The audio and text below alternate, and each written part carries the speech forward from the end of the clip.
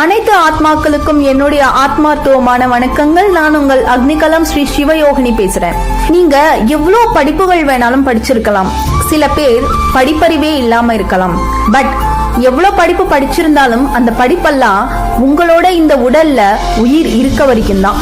அதுக்கப்புறம் உங்களோட உடல் இந்த மண்ணுக்கு போனதுக்கு அப்புறம் நீங்க படிச்ச படிப்பு எல்லாமே வேஸ்ட்.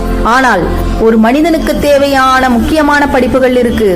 இதேதான் சித்தர்கள் படிச்சாங்க. அது என்ன படிப்புனா ஆன்மவியல், பிரபஞ்சவியல். இந்த ரெண்டு படிப்பு, இந்த ரெண்டு படிப்பை நீங்க படிச்சிட்டீங்க அப்படின்னா வான் கலந்து நிக்கலாம். எப்படி?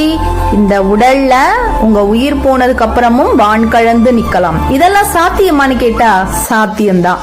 இதையதான் மாணிக்க வாசகரா சொல்லுவாங்க, வான் கலந்து நின்ற மாணிக்க வாசகர் அப்படின்னு. ஒருவேளை உங்களுக்கு பிறவி பிராப்தம் இருந்தா நீங்களும் வான் கலந்து நிக்கலாம்.